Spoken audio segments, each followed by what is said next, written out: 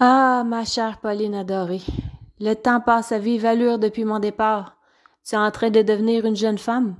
Méfie-toi des élans de ton cœur. Sur ton chemin, tu croiseras de nombreux partis qui te feront tourner de l'œil. Ne leur montre surtout pas ton tourment lorsqu'ils oseront te faire la cour. Reste froide et distant. Ils s'acharneront à vouloir te conquérir. Laisse-les te courtiser quelque temps.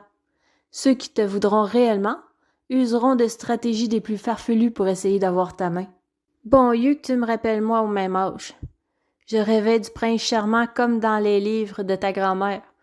La première fois où j'ai vu ton père, il était à damner. Paix à son âme, je suis venue les jambes molles comme de la guenille. Il était le diable en personne. Il m'a ensorcelé au premier regard. Impossible pour moi d'agir normalement à sa présence. Tu aurais dû me voir, une vraie idiote. Lorsqu'il m'a salué, je me suis emmêlé les pieds. En tant que gentilhomme, il m'a tendu la main pour m'aider à me relever. Mes joues en ont rousi jusqu'aux oreilles. Je n'osais m'y agripper de peur d'amplifier mes pensées impures à son contact. J'ai dû m'en confesser. La honte, ma fille, tu ne peux t'imaginer. Aujourd'hui, j'en ris. J'ai fait bien pire que de lui tenir la main quelques années plus tard derrière l'église du village. Nous avons convolé en juste noces peu de temps après cet écart de conduite. Mon père étant en rogne après moi lorsque je l'informai que je venais de prendre Charles comme mari. On a dû s'éloigner du village un certain temps pour éviter les commérages. On n'y a jamais remis les pieds. On s'est construit une nouvelle vie, juste lui et moi, près d'Arthabascaville. Le chemin de fer est en construction. Une série venait d'ouvrir. Ce nouveau village qui se développait nous apportait un confort modeste.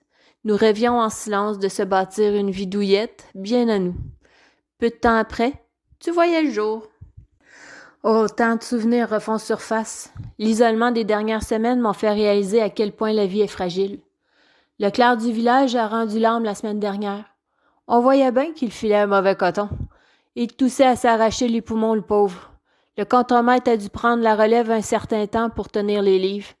Lorsque la rumeur de la cuisinière de la cabane s'est répandue, il est venu me voir en m'expliquant qu'elle raconte à qui veut l'entendre que j'écris en cachette.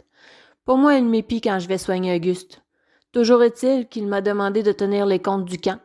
Je n'ai plus besoin de bûcher. J'ai terminé de me faire arnaquer sur les mesures de mes lots de bois. Oh, je gardais bien de le mentionner quand je m'en apercevais de peur de me trahir. Imagine-toi donc que j'ai maintenant ma propre cabane. Ça fait partie des avantages de mon nouveau statut. Les bûcherons ont commencé à venir me voir pour que je les aide avec la lecture de leur correspondance. Moyennant quelques centimes, je leur fais la lecture et je réponds à leur courrier. C'est pas toujours rose, ma fille, la vie de ces gens. Promets-moi de me faire lire tes écrits à mon retour. Je suis tellement fière de toi, ma fille. Je suis heureuse d'apprendre que tu continues d'aller en classe. Tu sembles bien remise du départ de ton père. Bisous, M. PS. Monsieur, quel drôle de nom pour un chien. Fais attention de ne pas attraper la gratouille avec ce cabot.